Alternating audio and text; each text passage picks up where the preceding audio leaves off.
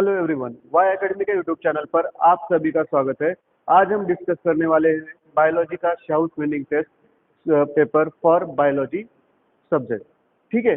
And ये जो paper है ये सीबीएसई पैटर्न के स्टूडेंट्स के लिए है, तो उसे हम आज डिस्कस करते हैं। उसके क्वेश्चंस क्या थे जिससे आप उस पेपर्स का या अपने स्कोर का अंदाजा लगा सको। ठीक है, आइए देखते हैं। फर्स्ट क्वेश्चन है, active immunity is what is active immunity. Active immunity जिसे बोलेंगे जो हम किसी ऑर्गेनिज्म के रिस्पॉन्स के लिए लेते हैं। जैसे कि समझो कोविड है, कोविड अब हमें कोविड ना हो इसके लिए हमने कोविड की वैक्सीन ले ली थी। ठीक है, तो इसी तरह किसी ऑर्गेनिज्म के रिस्पॉन्स में डेवलप की गई इम्यूनिटी को हम क्या बोलते हैं? एक्टिव इम्यूनिटी बोलते हैं। तो यहाँ पर क्या बोला है? Borrowed from an active disease case. किसी एक्टिव डिसीज केस से हमने वो इम्यूनिटी ली है, ऐसा बोला गया है। या फिर ऐसा बोला है, developed in direct response to a disease agent. वो हमने डेवलप की है किसके रिस्पॉन्स में? एक डिसीज कॉज करने वाले एजेंट के। ठीक है ना। लास्ट में बोला the product of borrowed antibodies. जो बोरोड एंटीबॉडीज का प्रोडक्ट होगा, या passive immunity that is activated. जो पैसिव इम्यूनिटी हमारे बॉडी में थी वो एक्टिव हो चुकी है, ये सब बोला है। तो यहाँ पर हमने बोला था कि हम जब किसी वैक्सीन को वगैरह लेते हैं, इंजेक्शन को लेते हैं, एंड उससे जो इम्यूनिटी डेवलप करते हैं किसी डिसीज को स्टॉप करने के लिए, किसी डिसीज कॉजिंग एजेंट को स्टॉप करने के लिए, तो उसे हम बोलेंगे एक्टिव इम्यूनिटी। ओके, तो यहाँ पर ऑप्शन क्या आएगा? Developed in direct response to active response to a disease agent. Okay, next हम यहाँ पर देखते हैं, identify the factor which lead to the green revolution. Green revolution India में 1960s के दौरान हुआ था। ग्रीन रेवोल्यूशन किस लिए किया था? For the food enhancement, food का प्रोडक्शन बढ़ाने के लिए। तो अभी फूड का प्रोडक्शन बढ़ाना है, इसलिए हम क्या करेंगे? जैसे कि फर्स्ट बोला है judicious use of pesticide, pesticide का यूज किया था। प्रॉपर यूज ऑफ वाटर ये किया था। या increase in land area under cultivation, large area हमने कल्टीवेशन में लिया था, ऐसा कुछ हुआ था क्या? तो और लास्ट बोला है introduction of high yielding varieties of crops. तो यहाँ पर हमें प्रोडक्शन बढ़ाना था। ग्रीन रेवोल्यूशन मीन्स क्या? हमने फूड का प्रोडक्शन बढ़ाया था। तो फूड प्रोडक्शन बढ़ाने के लिए हमें ऐसी प्लांट्स वगैरह चाहिए, ऐसे क्रॉप्स वगैरह चाहिए जिसका जो उनकी वैरायटी कैसी हो, हाई यील्डिंग हो, जिनसे जो मिलने वाला फूड है वो हाई अमाउंट में मिले, ऐसी वैरायटीज हम डेवलप करेंगे। तो ग्रीन रेवोल्यूशन में जो वैरायटीज हमने यूज की थी वो क्या थी? तो यहाँ पर हमने इंट्रोड्यूस की थी of high yielding varieties of crops. तो इसका आंसर आएगा ऑप्शन डी। थर्ड क्वेश्चन हम यहाँ पर देख पाते हैं, the end product of glycolysis. अभी ग्लाइकोलिसिस कब होता है?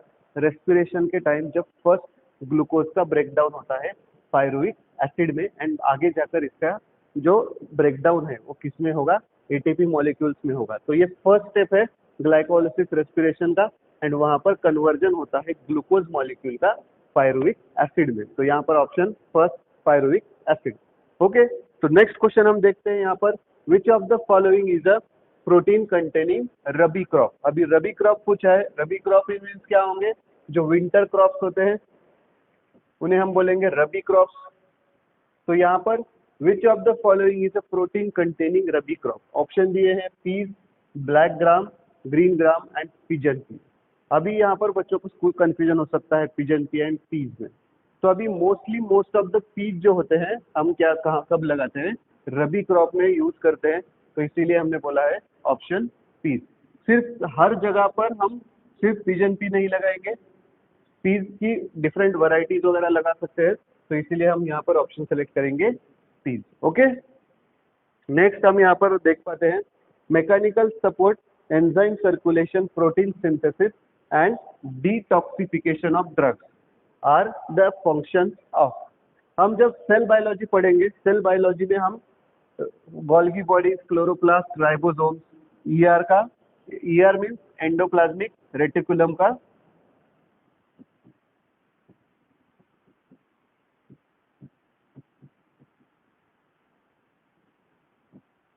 एंडोप्लाज्मिक रेटिकुलम के फंक्शंस पढ़ते हैं।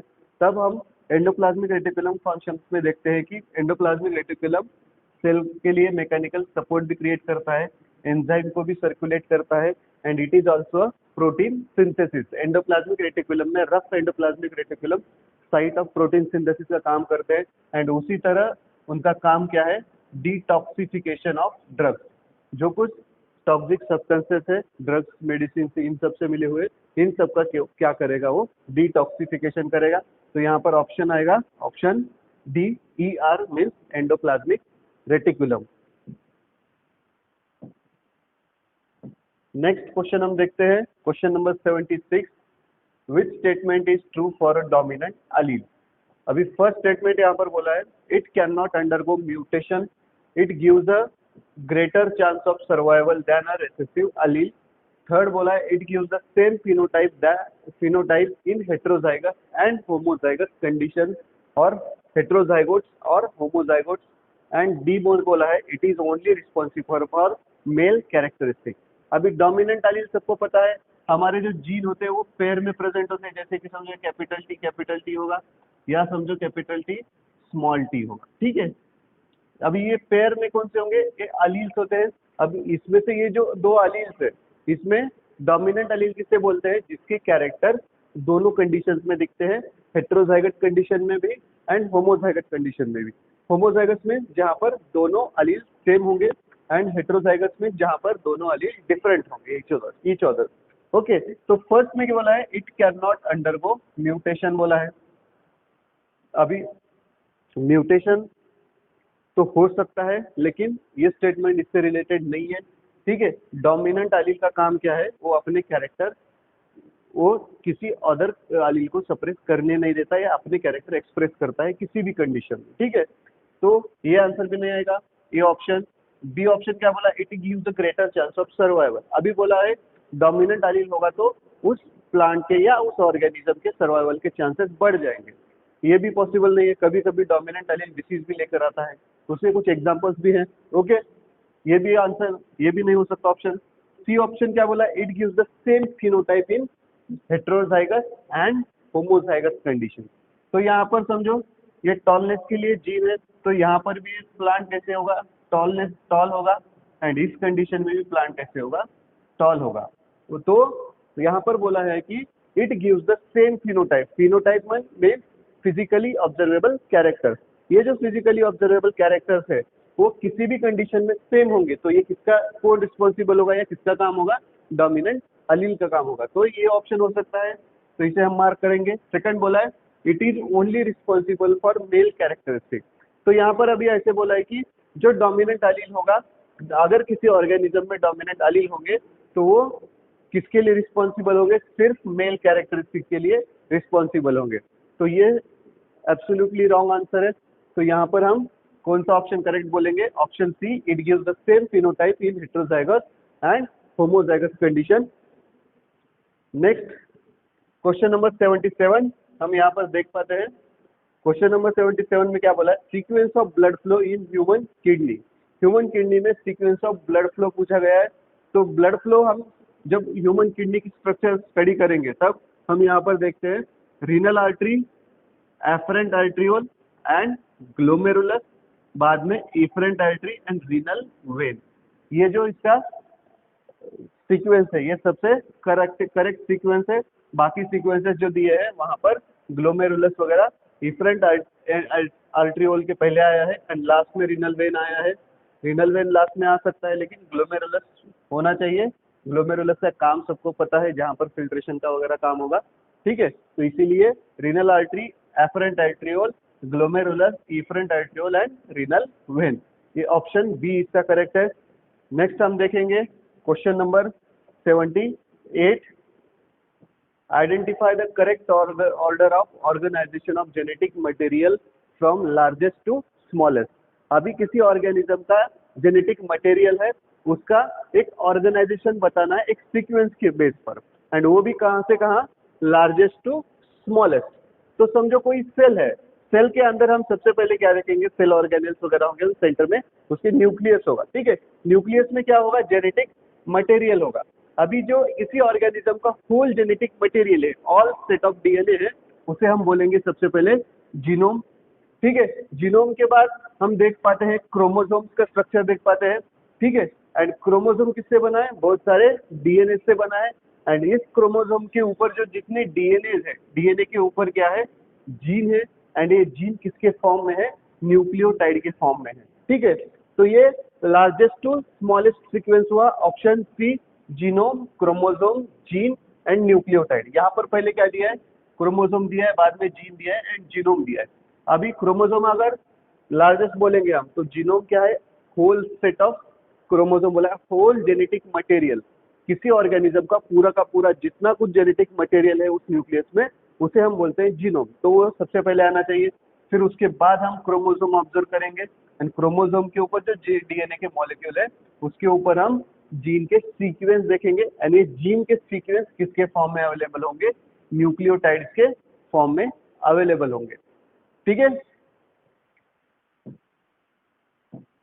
तो क्वेश्चन नंबर 79 हम अभी डिस्कस करेंगे।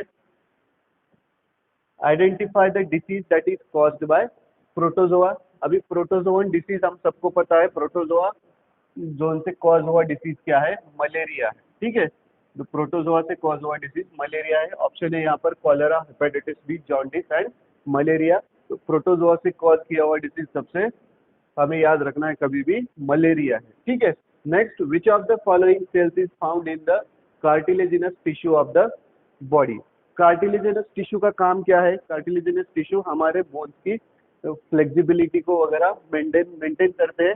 तो इन कार्टिलेजिनस टिश्यूज के अंदर कौन से सेल्स होते हैं ऐसा पूछा गया है, और वहां पर पूछा गया है mast cells, basophils, osteocytes and chondrocytes. तो हम जब ह्यूमन बोन का स्ट्रक्चर वगैरह पढ़ेंगे तो उसमें हम देख पाते हैं कॉन्ड्रोसाइट सेल्स प्रेजेंट होते हैं किसके अंदर, कार्टिलेजिनस टिश्यूज के अंदर। ओके, तो ऑप्शन नंबर डी यहाँ पर करेक्ट है। नेक्स्ट क्वेश्चन हम देखते हैं, complete the given analogy. Analogy पूछा है, जैसे कि स्टमक में कॉलमनार इपिथेलियम बोला है एंड फैलोपियन ट्यूब। अभी ऑप्शन दिया है cuboidal epithelium, squamous epithelium, ciliated epithelium and compound epithelium. तो इसका आंसर आता है सिलिएटेड इपिथेलियम। अभी फैलोपियन ट्यूब में क्या होता है, जब एग सेल एंटर करता है, जो स्पर्म सेल इधर वजाइना से एंटर करता है, तब ये सिलिएटेड इपिथेलियम क्या करता है, एग की मूवमेंट को और स्पर्म की मूवमेंट को डायरेक्ट करता है या उन्हें हेल्प करता है। ठीक है, तो यहाँ पर करेक्ट ऑप्शन आएगा सिलिएटेड इपिथेलियम। नेक्स्ट अब पूछा गया है question number 82, match the column type question दिया है, देखेंगे आगे।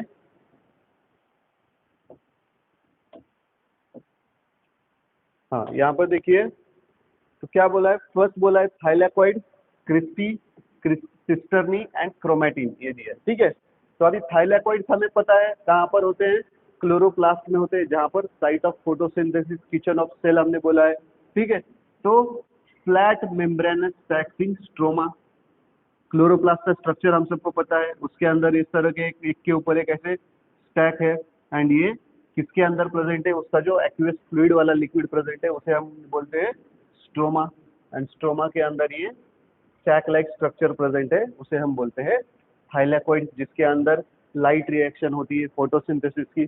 ओके, उसके बाद तो इसका ऑप्शन हो गया थर्ड। ठीक है, उसके बाद सिस्टर क्रिस्टी, क्रिस्टी किसमें आता है, तो इन फोल्डिंग्स इन माइटोकॉन्ड्रिया, माइटोकॉन्ड्रिया का जब स्ट्रक्चर हम पढ़ेंगे। ठीक है, इसके अंदर जो फोल्डिंग्स होती है, ठीक है, इसके अंदर जो फोल्डिंग्स होती है माइटोकॉन्ड्रिया के अंदर, उसे हम बोलते हैं, इस तरह का स्ट्रक्चर हम देख पाते हैं, ये जो फोल्डिंग्स है, ठीक है, ये जो फोल्डिंग्स है माइटोकॉन्ड्रिया के अंदर, उसे हम बोलते हैं क्रिस्टी। ठीक है, एंड उसके बाद आता है सिस्टर्नी। सिस्टर्नी ये स्ट्रक्चर हम कब देख पाते हैं, ये स्ट्रक्चर हम देख पाते हैं डिस्क शेप्ड सैक्स इन गोल्गी apparatus।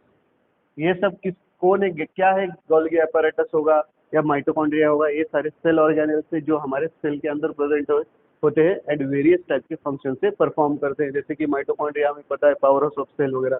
ठीक है, एंड लास्ट में आता है क्रोमैटिन। अभी क्रोमैटिन क्या है, condensed structure of DNA.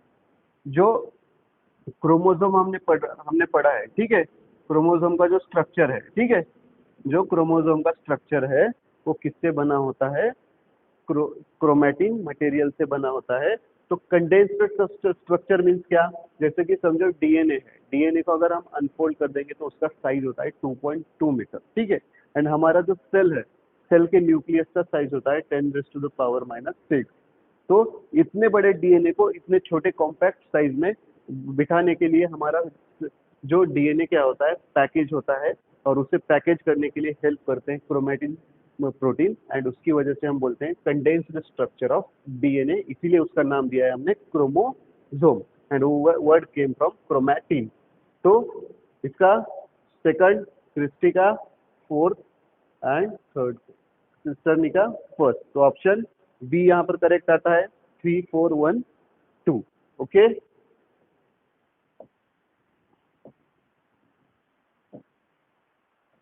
Next 83 question हम देखते हैं। Variegated leaf experiment is carried to test the presence of. अब ये क्वेश्चन आता है एक्सपेरिमेंट्स ऑफ फोटोसिंथेसिस के रिलेटेड। वेरीगेटेड लीफ मतलब जैसे कि मनी प्लांट का कोई लीफ होगा जिसके ऊपर हम 2 टाइप के डॉट्स देख पाते हैं, या फिर आप आपके सराउंडिंग में कहीं मनी प्लांट का जो लीफ होगा उसे आप ऑब्जर्व करोगे तो उसके ऊपर हम कुछ पैटर्न देख पाते हैं। कुछ पैटर्न ऐसे ग्रीन होते हैं, एंड मतलब कुछ एरिया ऐसे ग्रीन है, कुछ एरिया थोड़ा सा येलोइश कलर का है, ठीक है, उसे हम बोलेंगे वेरीगेटेड लीफ। तो इस एक्सपेरिमेंट में हमें क्या कंक्लूड हुआ था, या क्या कंक्लूजन निकला था, ऐसा पूछा है, या किस लिए हमने ये टेस्ट किया था। तो जब हम जो ग्रीन एरिया है उस एरिया में आयोडीन सॉल्यूशन डालते हैं तो वहां पर हमें स्टार्च का प्रेजेंस दिखता है। एंड जो जो एरिया हमने बोला कि येलोइश कलर का है, जहां पर ग्रीन एरिया नहीं है, तो वहां पर अगर हम स्टार्च का सॉल्यूशन, सॉरी आयोडीन का सॉल्यूशन डालेंगे तो वहां पर हमें स्टार्च का प्रेजेंस नहीं दिखेगा। तो इस एक्सपेरिमेंट से क्या कंक्लूजन आता है या क्या रिजल्ट आता है, तो फोटोसिंथेसिस के लिए हमें क्लोरोफिल चाहिए ताकि क्लोरोफिल लाइट को एब्सॉर्ब कर सके। तो यहाँ पर ऑप्शन बी करेक्ट आता है, variegated leaf experiment is carried to test the presence of chlorophyll. Okay, आइए नेक्स्ट क्वेश्चन देखते हैं हम। Which of the following is not a digestive enzyme contain in the pancreatic juice. अभी pancreatic juice के अंदर ऐसा कौन सा डाइजेस्टिव एंजाइम नहीं है जो यहाँ पर हमने मेंशन किया है। इनमें से हमने जो ऑप्शंस दिए हैं इनमें से कौन सा डाइजेस्टिव एंजाइम नहीं है जो पैनक्रियाटिक जूसेस के अंदर प्रेजेंट होता है, ठीक है। Which of the following is not digestive enzyme contain in the pancreatic juice. Example, lipase, hydrochloric acid, mucus, trypsin. अभी लाइपेज पता है हमें, लाइपेज का क्या काम करता है। लाइपेज का काम होता है breakdown of fat substances. Trypsin का भी काम होता है। ट्रिप्सिन का काम क्या है, जब पेप्सिन से ट्रिप्सिन होता है, ट्रिप्सिन प्रोटीन सब्सटेंसेस को ब्रेक डाउन करता है आगे जाकर, ठीक है। उसी तरह हम ये लाइपेज के बारे, ट्रिप्सिन के बारे में भी पढ़ते हैं, ठीक है। Pancreatic amylase, pancreatic lipase and trypsin, इस तरह के सब्सटेंसेस हम वहाँ पर पढ़ते हैं। लेकिन हाइड्रोक्लोरिक एसिड कहाँ पर प्रेजेंट है, स्टमक में प्रेजेंट है, ठीक है। अभी इसका काम क्या है, वो फूड के साथ जो कुछ बैक्टीरिया वगैरह होंगे उनको क्या करता है, वो किल करता है, एंड उसी के साथ इनको और क्या काम है, एक ऑप्टिमम न्यूट्रिशन प्रोवाइड करता है पेप्सिन एंजाइम के लिए, ठीक है। तो ये डाइजेस्टिव एंजाइम हुआ क्या, नहीं, तो ये डाइजेस्टिव एंजाइम नहीं हुआ। उसी के साथ म्यूकस का काम क्या है, mucus inner lining of stomach present है, एंड उसी के साथ वो कहाँ पर प्रेजेंट है, जो इंटेस्टाइनल वॉल वगैरह होती है वहां पर प्रेजेंट है। तो ये क्या करता है, जो कुछ एसिडिक सब्सटेंसेस वगैरह है, हाइड्रोक्लोरिक एसिड वगैरह है, इनसे क्या करता है, इनर लाइनिंग को प्रोटेक्शन देता है। तो यहाँ पर भी कोई डाइजेशन नहीं होता। जब हम ईसोफेगस में भी पढ़ते हैं तो वहाँ पर म्यूकस मेम्ब्रेन होता है, लेकिन वहाँ पर किसी भी टाइप का डाइजेशन नहीं होता। ओके, तो यहाँ पर हाइड्रोक्लोरिक एसिड एंड म्यूकस क्या है, यहाँ से ये डाइजेस्टिव एंजाइम नहीं है पैनक्रियाटिक जूसेस के अंदर। तो ऑप्शन आएगा यहाँ पर ऑप्शन सी 2 and 3। ओके, तो next 85th question, the waste products from plants are removed through. अभी जो प्लांट होता है जो वेस्ट सब्सटेंसेस को रिमूव करता है तो उसके कुछ एग्जांपल्स पूछे हैं, जैसे कि टोमेटो है, लेंटिल्स है, फिलिंग ऑफ फ्रूट्स है, एंड लास्ट है ऑल ऑफ दिस। तो यहाँ पर ऑप्शन आएगा all of these. Okay,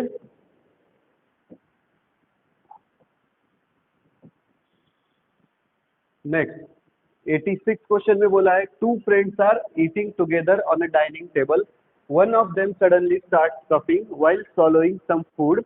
This coughing would have been due to improper movement of.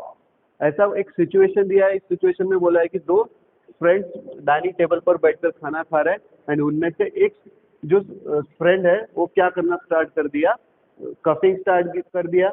अभी इस कंडीशन में अचानक से क्या हुआ है कि जिसकी वजह से उसमें कफिंग हो रही है या कौन सा मूवमेंट है वो प्रॉपरली नहीं हुआ है। ठीक है, तो यहाँ पर सबसे पहले बोला है डायफ्रागम। डायफ्रागम का काम क्या है, ब्रीदिंग में हेल्प करता है, जो हमारे थोरेसिक कैविटी है ना एब्डोमिनल कैविटी को सेपरेट करता है। उसके बाद नेक रीजन बोला है एंड उसके बाद बोला है इपिग्लॉटिस एंड टंग। अभी इपिग्लॉटिस क्या है, इपिग्लॉटिस हमारे फूड विंड पाइप को क्या करता है, प्रोटेक्ट करता है ताकि उसके अंदर कोई फूड पार्टिकल या वाटर पार्टिकल एंटर ना करे। जब हम कुछ सॉलो कर रहे हैं, पानी पी रहे हैं या कुछ खा रहे होंगे तब क्या करेगा, इपिग्लॉटिस हमारे वो जो फ्लैप लाइक स्ट्रक्चर है वो क्या करेगा, विंड पाइप को क्लोज करेगा ताकि कोई भी सब्सटेंसेस विंड पाइप के अंदर हमारे एंटर ना करे। ठीक है, अगर इसकी फंक्शनिंग या इसकी मूवमेंट इम्प्रॉपर हो गई तो हमें कफिंग हो सकती है कि समझो कोई फूड पार्टिकल या वाटर मॉलिक्यूल क्या हो गए उस इपिग्लॉटिस के आगे चले गए या ग्लॉटिस में चले गए। ग्लॉटिस होता है, ग्लॉटिस के ऊपर जो फ्लैप लाइक स्ट्रक्चर होता है उसे हम बोलते हैं इपिग्लॉटिस। अगर food particle and water particle अगर अंदर चले गए ग्लॉटिस में विंड पाइप की तरफ तो तब क्या होता है, हमें कफिंग होती है।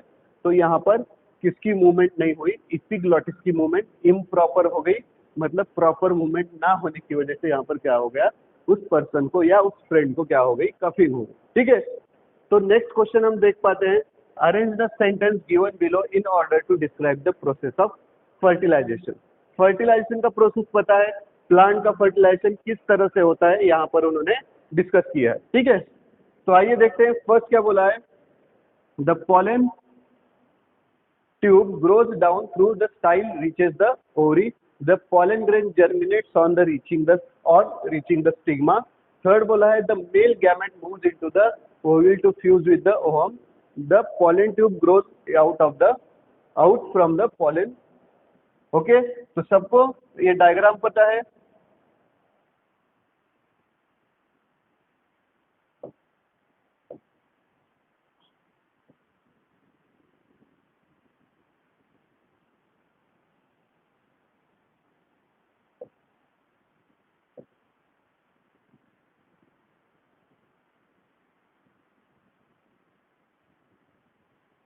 ठीक है, ये हमारा है स्टिग्मा, स्टाइल, लास्ट में आता है ओवरी। ओवरी के अंदर क्या प्रेजेंट है, ओव्यूल प्रेजेंट है एंड यहाँ पर हमारा एग सेल है। यहाँ पर बाकी और पोलर न्यूक्लिया है, ये कौन से एंटीपोडल सेल है, यहाँ पर सिनर्जिड सेल के साथ हमारा एग सेल है। ठीक है, उसे हम बोलेंगे ओवम।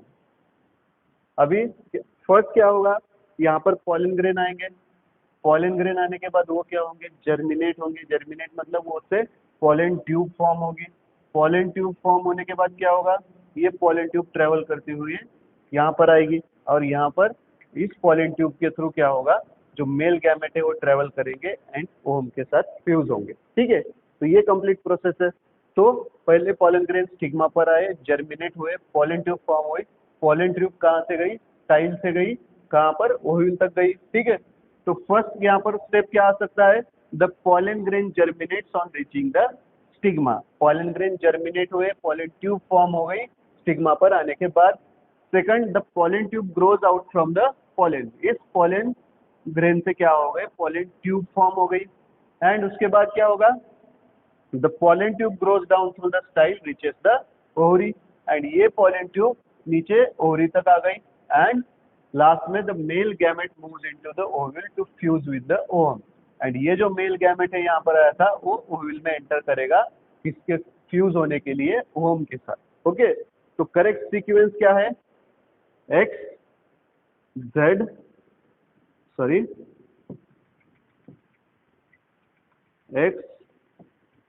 जेड उसके बाद डब्ल्यू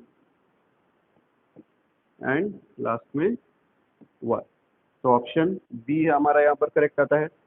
ठीक है, नेक्स्ट बोला है in human female reaches menopause around the age of, मतलब अभी हमें पता होना चाहिए what is mean by menopause. Menopause क्या है? मेनोपॉज जब फीमेल के अंदर मेंस्ट्रुएशन साइकिल स्टॉप हो जाती है हमेशा के लिए। जब मेंस्ट्रुअल साइकिल उसकी लाइफ टाइम में स्टार्ट होती है तो हम उसे बोलते हैं मेनार्च, एंड जब वो स्टॉप होती है उसे हम बोलते हैं मेनोपॉज। एंड ये स्टॉप कब होती है? Around the age of 50 years. तो यहाँ पर फर्स्ट ही ऑप्शन दिया है 50 ईयर्स, बाकी 15 ईयर्स, 70 ईयर्स एंड 25 ईयर्स दिया है, लेकिन अराउंड 50 ईयर्स ये क्या हो जाती है, साइकिल स्टॉप हो जाती है या मेनोपॉज आ जाता है। तो यहाँ पर करेक्ट ऑप्शन है ए। नेक्स्ट क्वेश्चन हम देखते हैं, in which stage DNA replication takes place. अभी ये क्वेश्चन है related to cell cycle. Cell cycle मतलब सेल किस तरह से डिवाइड करता है। तो हम सबको पता है सेल डिवीजन के टाइम क्या होते हैं। सेल डिवीजन जो होता है उसके कितने स्टेप्स है? फर्स्ट है, उसके टोटल 4 स्टेप्स है। जैसे कि समझो पहले यम फेज है, G1 फेज, गैप 1 फेज, बाद में yes phase and G2 phase. अभी एंड इसके बाद क्या होगा, यम फेज जो है यहाँ पर क्या होगा, एक्चुअल सेल डिवीजन होगा। ठीक है, तो G1 में क्या होता है, जो कुछ आरएनए होता है या प्रोटीन का सिंथेसिस होता है। ठीक है, प्रोटीन सिंथेसिस वगैरह होगा, एक्सेप्ट डीएनए। डीएनए छोड़कर सारी चीजों का सिंथेसिस होगा। उसके बाद यस फेज को हम बोलते हैं सिंथेसिस फेज। ठीक है, सिंथेसिस फेज में हम क्या करेंगे, फिर सिंथेसिस फेज में डीएनए का रेप्लिकेशन होगा, मतलब डीएनए क्या होगा, डीएनए डबल हो जाएंगे। एंड उसके बाद जी टू या गैप टू फेज में हम क्या करते हैं, गैप टू फेज में क्या होता है, सेल सारे जो डीएनए की कॉपीज है वो अप्रोप्रिएट फॉर्म में है या एग्जैक्ट नंबर में है या ये चेक करता है। एंड उसके बाद एक्चुअल में क्या होता है, सेल डिवीजन होता है। ठीक है, तो यहाँ पर ऑप्शन डी आएगा, यस फेज यानी सिंथेसिस फेज। नेक्स्ट बोला है select the correct statement related to mitosis. अभी माइटोसिस में हमने जैसे यहाँ पर सेल डिवीजन डिस्क्राइब किया है, पहले सेल क्या होता है, गैप 1 फेज में आरएनए प्रोटीन वगैरह सब बनाता है। यस फेज में वो डीएनए रेप्लिकेट करता है, मतलब डीएनए की डबल कॉपीज बनाता है। G2 में वो गैप 2 में वो चेक करता है सारी कॉपीज अच्छे से बनी है या नहीं, एंड आखिर में वो क्या करता है, डिवाइड करता है। ठीक है, तो यहाँ पर कुछ ऑप्शंस दिए हैं, amount of DNA in the parent cell is first हाउ मीन्स क्या हो गई, डिवाइड हो गई and then distributed into 2 daughters. Second बोला है amount of DNA in parent cell is first doubled and then distributed into 2 daughter cells. Next बोला है the amount of DNA in parent cell is first halved, मतलब पहले ये हो गया, separate हो गया एंड देन डिस्ट्रीब्यूट हो गया 2 डॉटर सेल्स में। बाद में बोला है amount of DNA in the parent cell is first doubled and then distributed into 4 daughter cells बोला। ठीक है, तो अभी यहाँ पर माइटोसिस है, माइटोसिस से मतलब क्या होगा, एक सेल से क्या बनेंगे, 2 डॉटर सेल्स बनेंगे। ठीक है, ये हमें पता है। तो जब अमाउंट ऑफ डीएनए क्या होगा, पहले डबल होगा, जैसे यस फेज में देखा है, ये यस फेज में डबल होगा एंड ये डिस्ट्रीब्यूट होगा 2 डॉटर सेल्स में। एक सेल के 2 सेल जब बनते हैं तब हम बोलते हैं उसे माइटोसिस, एंड जब एक सेल से 4 सेल बनेंगे, ठीक है, तो उसे हम बोलते हैं मियोसिस। ओके, तो यहाँ पर करेक्ट ऑप्शन आएगा option B, amount of DNA in the parent cell is doubled and then distributed into 2 daughter cells. Okay.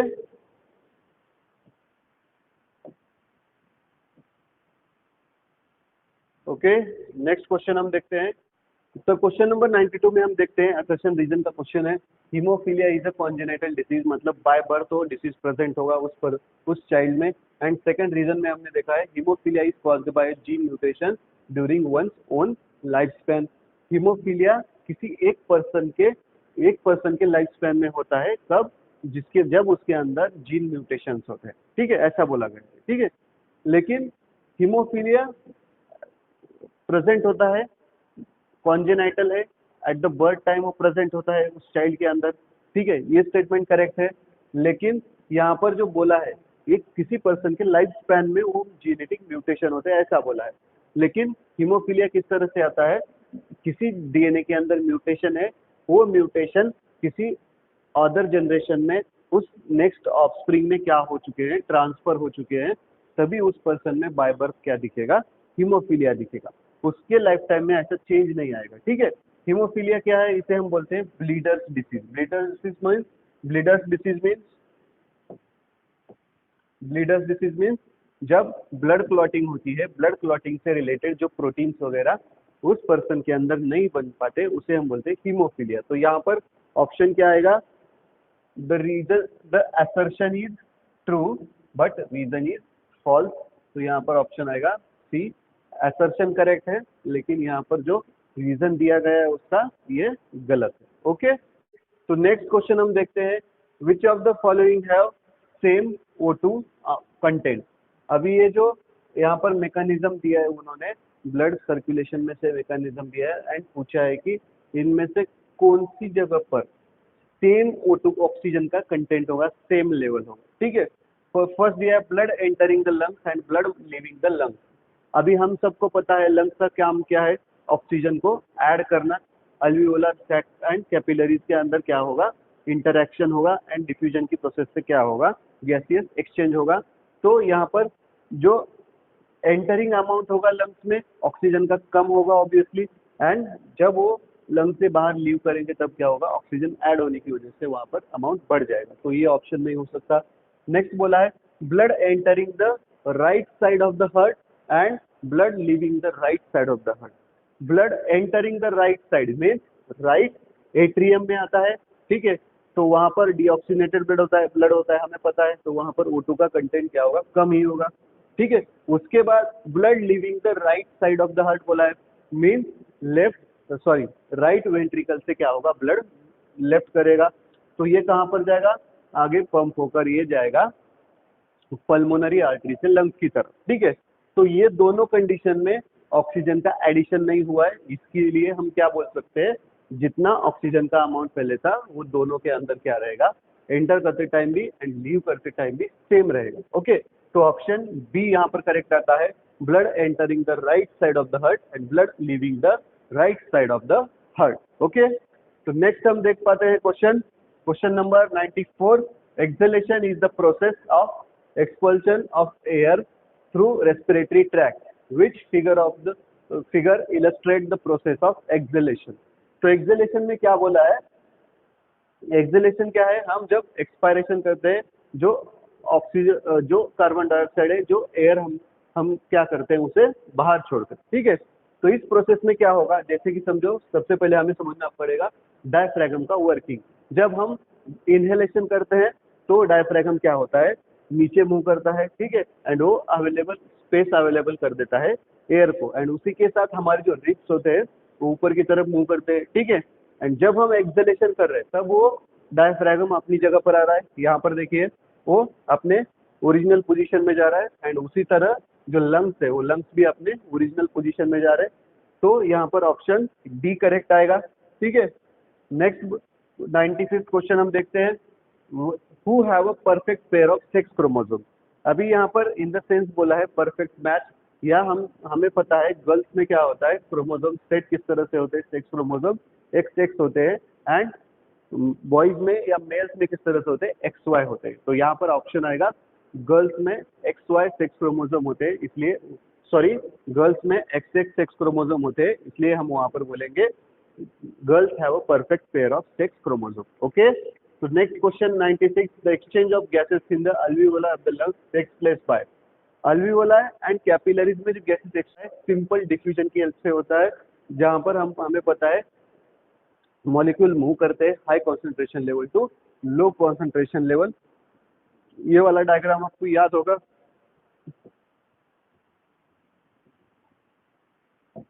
ये हमारा अल्वियोलर सैक है। ठीक है, एंड ये हमारे कैपिलरीज है, एंड इस कैपिलरीज से क्या होगा, गैसियस एक्सचेंज होगा। फिर जो अमाउंट ऑफ O2 का कॉन्सेंट्रेशन यहाँ पर ज़्यादा होगा एंड अमाउंट ऑफ CO2 का कॉन्सेंट्रेशन यहाँ पर ज़्यादा होगा। तो यहाँ से अमाउंट ऑफ CO2 का कॉन्सेंट्रेशन लेवल ज्यादा है तो CO2 के मॉलिक्यूल क्या करेंगे, मूव करेंगे अल्वियोलाई में, एंड O2 का कॉन्सेंट्रेशन मॉलिक्यूल ज्यादा होने की वजह से O2 के molecule higher concentration level to और लोअर कॉन्सेंट्रेशन लेवल मूव करेंगे। तो ये प्रोसेस किसकी कौन सी है, तो सिंपल डिफ्यूजन की प्रोसेस है। ओके, तो ऑप्शन सी यहाँ पर करेक्ट आएगा। नेक्स्ट क्वेश्चन देखिए, नेक्स्ट क्वेश्चन में बोला है in pea plant yellow seeds are dominant to green. तो यहाँ पर हमें सबसे पहले समझना है जो येलो सीड्स है वो डोमिनेंट है ग्रीन के ऊपर, ठीक है। अभी येलो के लिए हम डोमिनेंट है इसीलिए क्या लिखेंगे, कैपिटल वाई लिखेंगे, एंड ग्रीन के लिए हम क्या लिखेंगे, स्मॉल वाई लिखेंगे। तो ये डोमिनेंट है, ये रिसेसिव है, ठीक है। If heterozygous yellow seeded plant, heterozygous yellow seeded plant मतलब capital Y small Y cross किया है किसके साथ, with green seeded plant. Green seeded mean small Y, ये इसके जेनेटिकल पेयर आ गए, ठीक है। फिर अभी गैमेट्स में क्या होगा, दो गैमेट्स बनेंगे कैपिटल वाई स्मॉल वाई, यहाँ पर भी दो गैमेट्स बनेंगे स्मॉल वाई। अभी हम इसका किस तरह से क्रॉस करेंगे, फोर्क लाइन मेथड से। कैपिटल वाई स्मॉल वाई के साथ फ्यूज हुआ, कैपिटल वाई ये वाले स्मॉल वाई के साथ फ्यूज हुआ, और ये स्मॉल वाई ये दोनों के साथ फ्यूज हुआ, ठीक है। या फिर इसे इस तरह से भी हम सॉल्व कर सकते हैं, पनेट स्क्वायर से भी।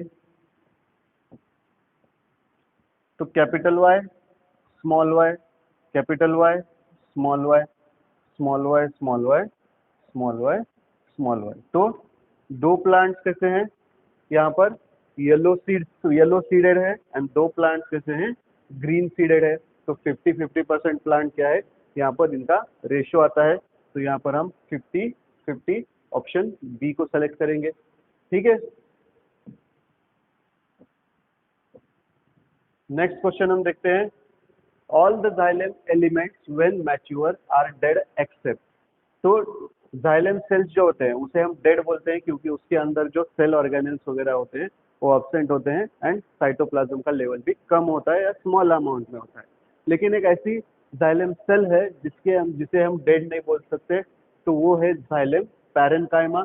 ट्रकीड्स, वेसल, जाइलम फाइबर, इन सब का काम क्या होता है, वाटर के ट्रांसपोर्ट में यूज होता है। उसी तरह जाइलम पैरेन्काइमा सेल जो होती है वो डेड नहीं होती, बाकी सारी सेल को हम डेड कंसीडर करते हैं। उसके बाद 99 में बोला है sex is determined in human being. Option दिए हैं by ovum at the time of fertilisation, 40 days after fertilisation, 7 to 8 week when genital differentiate in foetus. तो हम सबको पता है सेक्स किसी और ह्यूमन बीइंग में जब डिटरमाइन होता है, जब हम सेक्स डिटर्मिनेशन में पढ़ते हैं तो हम देखते हैं कि समझो फीमेल के अंदर 22 ऑटोसोम्स प्लस 6 क्रोमोसोम XX होते हैं, एंड मेल के अंदर 22 ऑटोसोम्स प्लस XY क्रोमोसोम होते हैं। जब X एंड X फ्यूज हो जाता है तो वो जो चाइल्ड होता है वो क्या होता है, फीमेल होता है, ओके।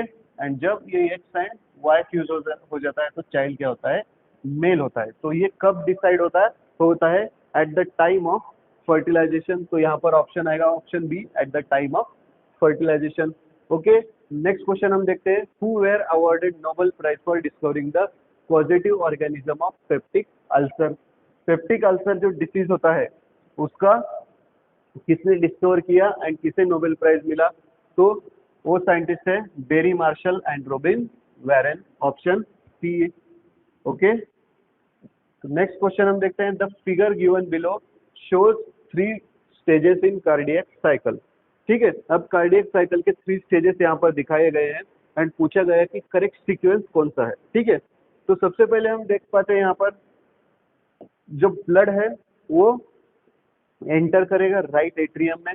तो यहाँ पर हम देख पाते हैं superior vena cava and inferior vena cava से एंटर किया, ठीक है। फिर ये एंटर करेगा वेंट्रिकल्स में, ठीक है। वेंट्रिकल्स के बाद क्या होगा, ये पल्मोनरी आर्टरी के थ्रू लंग्स की तरफ जाएगा, एंड साइमल्टेनियसली यहाँ पर दिखाया गया है ये इधर से भी क्या होगा, राइट एट्रियम में इधर से आया, उसी तरह लेफ्ट एट्रियम में भी ब्लड एंटर करता है। ये फिर से एक बार वेंट्रिकल में आएगा एंड साइमल्टेनियसली ये दोनों क्या हो जाएंगे, ये पल्मोनरी आर्टरी में चला जाएगा, ये पल्मोनरी वेन के थ्रू कहाँ चला जाएगा, ऑल ओवर द बॉडी चला जाएगा, ठीक है। या उसे हम बोलेंगे ऑर्टिक आर्च के थ्रू, एरोटा के थ्रू क्या हो जाएगा, बॉडी में ट्रांसफर हो जाएगा। तो यहाँ पर हम सीक्वेंस कौन सा देख पाते हैं, पहले बॉडी में एंटर किया मतलब कॉन्ट्रैक्ट रिलैक्स, ठीक है। तो option second, one and third, option C यहाँ पर करेक्ट आता है, ठीक है। नेक्स्ट क्वेश्चन हम देखते हैं, सेलेक्ट द करेक्ट मैचेस। तो यहाँ पर कुछ डिसीजेस दिए गए हैं एंड उसके बारे में करेक्ट मैच हमें पहचानना है। अर्थराइटिस, अर्थराइटिस क्या है, जॉइंट पेन वगैरह जो होते हैं उससे हम बोलते हैं अर्थराइटिस। तो इसके सामने हमने दिखा क्या दिया है, क्रॉनिक डिसीज दिया। अभी क्रॉनिक डिसीज मीन्स क्या, क्रॉनिक डिसीज कैसे होते हैं, जैसे कि समझो वो डिसीजेस धीरे धीरे हमारी बॉडी में डेवलप होते हैं एंड अचानक से उनकी सीवियरिटी बढ़ जाती है। एंड अक्यूट डिसीज किसे बोलेंगे, जो अचानक से फॉर्म होते हैं एंड वो सीवियर होते हैं, ओके। तो यहाँ पर अर्थराइटिस धीरे धीरे होता है, जब जैसे जैसे उस पर्सन की एज बढ़ते जाती है वैसे वैसे उसके जॉइंट्स वगैरह पेन करने लगते हैं, बोन्स वीक होने लगते हैं। तो ये कैसा है डिसीज, क्रॉनिक डिसीज है। क्रॉनिक डिसीज मतलब जिसकी डेवलपमेंट स्लो होती है एंड एट द एंड उसके जो सिम्टम्स होते हैं या उसके जो कॉजेस होते हैं वो सीवियर हो जाते हैं, ठीक है। ट्यूबरोक्यूलोसिस को अक्यूट बोला, अक्यूट में हम क्या बोल सकते हैं, सडन होता है एंड सीवियर होता है। लेकिन ट्यूबरोक्यूलोसिस में हम देखते हैं जैसे कि हम जिसे हम बोलते हैं टीबी, ठीक है। टीबी में क्या होता है, सबसे पहले नॉर्मल खांसी स्टार्ट होती है, धीरे धीरे 1 2 3 4 मंथ के बाद क्या हो जाता है, वो धीरे धीरे उसकी सीवियरिटी बढ़ते जाती है, ठीक है। तो ये अक्यूट डिसीज नहीं हो सकता, ये भी क्रॉनिक डिसीज है। तो ये जो पेयर है वो गलत है। नेक्स्ट बोला है कैंसर। अभी कैंसर किस कब होता है, abnormal cells of growth. Abnormal growth of sales means क्या, सेल्स हमारी कंटिन्यूअसली डिवाइड करना स्टार्ट कर देती है विदाउट स्टॉपिंग।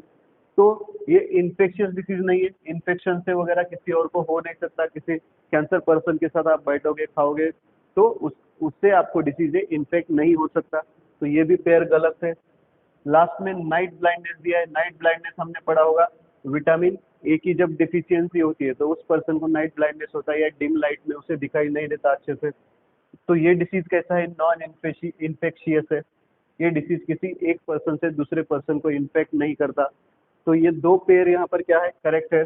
तो फर्स्ट एंड फोर्थ पेयर क्या है यहाँ पर, करेक्ट है, ठीक है। तो इस क्वेश्चन में हम देख पाते हैं, if 20 joule of energy is trapped at producer level then how much energy will be available to peacock as food in the following chain. तो यहाँ पर बोला गया है कि फूड चेन दिया गया है एंड पूछा गया है कि कितनी, पहले प्रोड्यूसर लेवल में 20 जूल एनर्जी अवेलेबल है एंड जब ये एनर्जी पीकॉक लेवल तक पहुंचेगी तब ये एनर्जी कितनी होगी। तो हम सबको पता है यहाँ पर 10% रूल रूल अप्लाई होता है। जैसे कि हम बोल सकते हैं कि जब one trophic level to next trophic level energy transfer होती है तो सिर्फ 10% एनर्जी ट्रांसफर होती है, ठीक है। तो सबसे पहले हमने बोला प्लांट में 20 जूल है एंड अभी माइस में चली गई, माइस में चली जाने के बाद इसका 10% इधर ट्रांसफर हुआ तो 2 जूल, टू जूल का 10% स्नेक में गया 0.2 जूल एंड 0.2 जूल का पीकॉक में एनर्जी ट्रांसफर हुआ 0.02 जूल। तो ऑप्शन ए यहाँ पर करेक्ट आता है।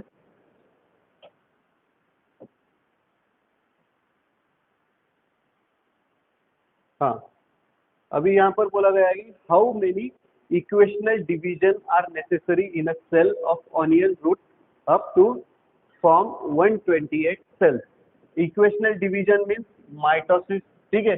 माइटोसिस डिवीजन को हम क्या बोलेंगे, इक्वेशनल डिवीजन बोलते हैं।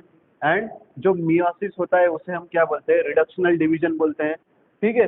जब ये माइटोसिस होगा तो एक सेल के दो सेल बनेंगे, ठीक है। एंड हमें कितने सेल्स बनाने हैं, 128 सेल्स बनाने हैं, ठीक है। जब हम इसे कैलकुलेट करेंगे 2 × 2 × 2 × 2 × 2, ठीक है। हम इसे जब 2 × 7 बार उसे मल्टीप्लाई करेंगे तो हम यहाँ पर आंसर आएगा 128 सेल्स। आप इसे करके देखिए, सॉल्व करके देखिए, ठीक है। नेक्स्ट क्वेश्चन दिया है, स्टेटमेंट दिया है, cell membrane is composed of lipid that are arranged in a bilayer. हमारा जो सेल मेम्ब्रेन होता है वो लिपिड बाइलेयर से प्रेजेंट है, ठीक है। बाइलेयर मतलब डबल लेयर से प्रेजेंट है। अभी ये जो डबल लेयर है इसको क्या बोला है इन्होंने सेकंड स्टेटमेंट में, ये जो डबल लेयर है, लिपिड बाई लेयर है, इसका जो हाइड्रोफोबिक पार्ट है are present at outer side बोला है। ठीक है, जब हम सेल मेम्ब्रेन का स्ट्रक्चर पढ़ेंगे तो इस तरह का स्ट्रक्चर हम पढ़ते हैं।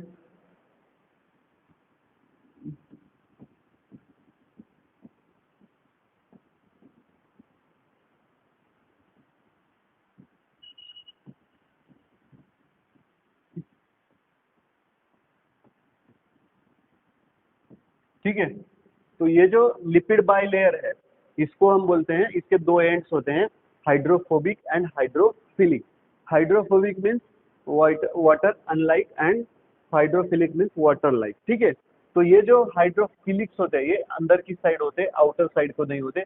आउटर साइड जो होता है हाइड्रोफिलिक होता है और इनर साइड में क्या होते हैं, हाइड्रोफिलिक होते हैं। ठीक है, तो यहाँ पर स्टेटमेंट 1 करेक्ट है लेकिन स्टेटमेंट 2 रॉन्ग है, तो हम यहाँ पर ऑप्शन सेलेक्ट करेंगे, option D, statement 1 is correct but statement 2 is incorrect. उसके बाद हम देख पाते हैं यहाँ पर next question, which of the following is a true about parenchymatous cells. Parenchymatous cells से रिलेटेड उन्होंने क्वेश्चन पूछा है। अभी पैरेनकाइमेटस सेल्स क्या है, most of the plant tissues वगैरह या प्लांट टिश्यूज का वॉल्यूम पैरेनकाइमेटस सेल्स से बना होता है। ठीक है, तो यहाँ पर कुछ स्टेटमेंट दिए हुए हैं। First, presence of intercellular space. Second, presence of highly thickened dead cells with narrow cavity. Presence of thickening at corner and last बोला है प्रेजेंस ऑफ लिग्निफाइड वॉल। तो यहाँ पर हम जब पैरेनकाइमेटस सेल का स्ट्रक्चर पढ़ेंगे तब हम यहाँ पर देख पाते हैं प्रेजेंस ऑफ इंटरसेल्युलर स्पेसेस यहाँ पर होते हैं, तो ऑप्शन ए यहाँ पर करेक्ट आता है। नेक्स्ट क्वेश्चन हम देखते हैं। नेक्स्ट क्वेश्चन में बोला है the following graph shows the concentration of oxygen in a river. एक ग्राफ दिया गया है एंड यहाँ पर बोला है एक साइड में कॉन्सेंट्रेशन ऑफ ऑक्सीजन दिया गया है, ठीक है, एंड एक साइड में दिया है situation number, station number and direction of flow दिया गया है। तो क्वेश्चन क्या पूछा है देखेंगे, the following graph shows the concentration of oxygen in a river measured eight station 1 to 5 each 100 meter apart. A sewage outflow is observed just after station, at which station will be concentration of organic matter be lowest.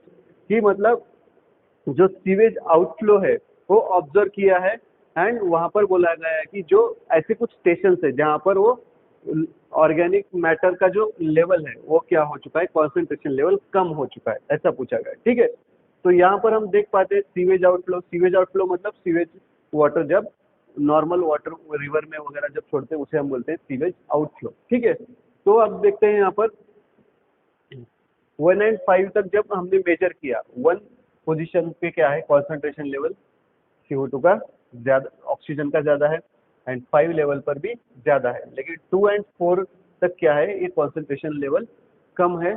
क्यों?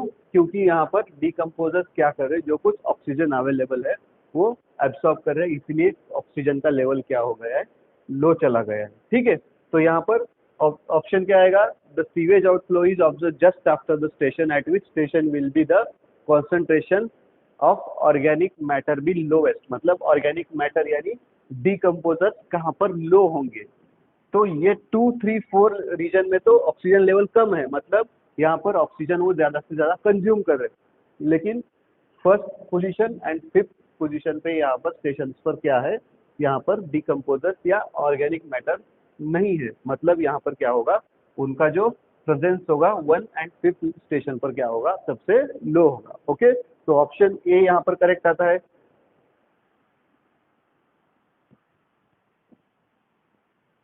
Next question हम देखते हैं, as energy is passed from one trophic level to another the amount of usable energy.